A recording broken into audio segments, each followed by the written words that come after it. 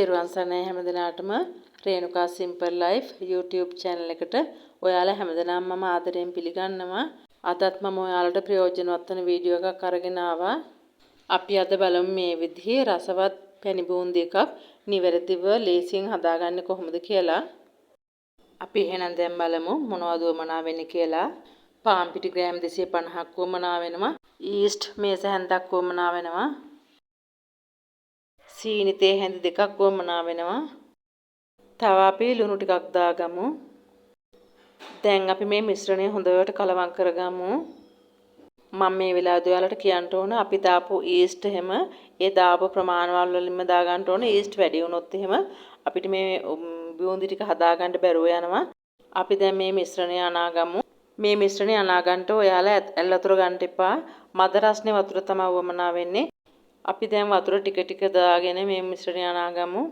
අපිට වමනා වෙන්නේ උකුත් නැති, දියත් නැති බැටර් එකක්. ඔයාලා කොයි වෙලාවකවත් වතුර එකවර දාගන්න එපා. වතුර ටික ටික දදා තමයි මේ මිශ්‍රණය හදාගන්න ඕන. දැන් පදම හරි ඔයාලට පේනවද මේ විදිහට කැඩි කැඩි වැටෙන පදමට තමා ගන්න ඕන.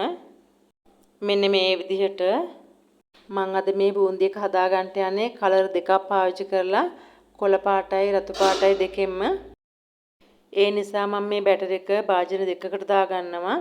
එකකට මම රතු පාට ෆෘට් කලරින් එක දාගන්නවා. අනිත් මිශ්‍රණයට මම කොළ පාට ෆෘට් කලරින් ටිකක් දාගන්නවා. දැන් අපි මේ මිශ්‍රණය හොඳට කලවම් කරගමු. මේ විදිහට අපි හොඳට කලවම් වුණාට පස්සේ මේ ගානට ආවට පස්සේ අපි මේක පැත්තකින් තියාගෙන අනිත් රතු පාට මිශ්‍රණය කලවම් කරගමු. අපි මේ වෙලාවේදී වික්ස් එක හොඳට සෝදලා තමයි ඊළඟ කලවම් කරන්න ගන්න ඕන. මේ මිශ්‍රණයත් අපි මේ විදිහට හොඳට කලවම් කරගමු. කලවම් කරලා ඉවරුනාට පස්සෙත් මේ බැටර් එක කැඩි කැඩි වැටෙන පදමට තමයි තියෙන්න ඕන. කියලා පිපෙන්න තියාගමු. විනාඩි 15ක් පිපුණාම හොඳට මැති. ඊට වඩා වෙලා පිපුණොත් එහෙම ගොඩක් වෙලා පිපුණොත් අපිට බූන්දි එක හදාගන්න බැරි වෙනවා. ඉතින් ටික පිපෙනකන් අපි සීනි සිරප් එක හදාගමු. සීනි සිරප් එක හදාගන්න අපිට සීනි ග්‍රෑම් 350ක් වමනා වෙනවා. මේ විදිහට අපි සීනි ග්‍රෑම් 350ක් අරගෙන මේ විදිහට දාගමු. අපි දැන් මේකට සීනි ටික වැහෙනකන් විතරක් වතුර ටික දාගමු. අපි දැන් ලිපෝන් කරලා මේ විදිහට සීනි ටික හොඳට දිය කරගමු. පැණි ටික උතුරගෙන එනකොට අපි මේ විදිහට තලාගත්ත එනසලට දෙකක් දාගමු. ඊළඟට අපි මේ විදිහට දෙහි බිංදු 2-3ක් එකතු කරගමු. අපි මේ විදිහට පැණි එක රත් වෙගෙන එනකොට දෙහි බිංදු දෙකක් දාගන්නේ. පැණි එක හයි වෙන්නේ ගල් වෙන්නේ නැති වෙන්න. පැණි එක උතුරන්ට ගත්තාම අපි ගොඩාක් කියලා ලිපේ තියාගෙන ඉන්නේ නැහැ. අපි දැන් මේ වෙලාවේ මෙහෙම අතට අරගෙන බලන්න ඕන අතේ ඇලෙන පදමට ඇවිල්ලා නම් අපි පැණි එක ලිපෙන් ඉවත් කර ගන්න ඕන. අපි මේ විදිහට පැණි එක ලිපෙන් ඉවත් කරගෙන ඊට පස්සේ තාච්චියකට තෙල් ටිකක් දාගමු. දැන් අපි පැණි බූන්දි එක විනාඩි 15ක් විතර වුණා පිපෙන්න තියලා. ඔයාලට පේනවනේ මේ හොඳට පිපිලා තියෙනවා. අපි දැන් පැණි බූන්දි ටික හදන්න සූදානම් වෙමු.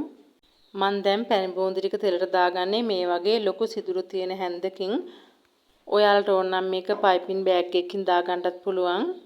එහෙම නැත්නම් ප්ලාස්ටික් බෝතලයක මූඩියක් සිදුරු කරලා එකකින් දාගන්නත් පුළුවන්. අපි පැණි බූන්දි එක හදනකොට මතක තියාගන්න ඕන විශේෂම දේ තමයි අපි උණු කරගත්ත සීනි සිරප් එක රස්නේ පිටිතියෙදිම තමයි පැණි බූන්දි ටික දාගන්න ඕන. මේ විදිහට ලිප ළඟම තියාගත්තාම අපේ සීනි සිරප් එක නිවෙන්නේ නැහැ.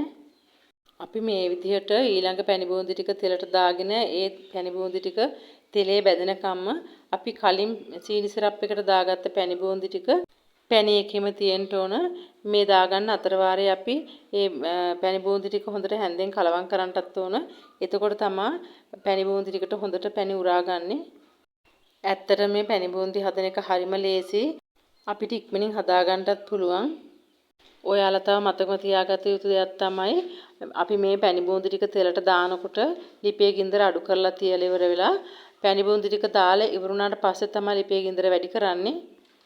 ඒ වගේම තමයි අපිට මෙහෙම තෙලේ බැදෙනකොට අපිට අතට දැනෙනවා ක්‍රිස්පියට බැදලා තියෙනවා කියලා. ඒ වෙලාවෙත් තමයි අපි ලිපෙන් පැණි බූන්දි ටික ඉවත් කරගන්නේ.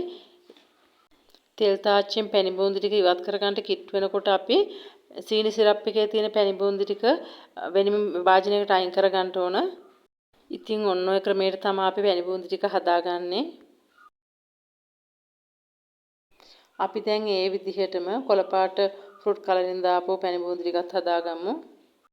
ඉතින් ඔයාලත් මේ විදිහට පැණි බූන්දි හදලා බලන්න.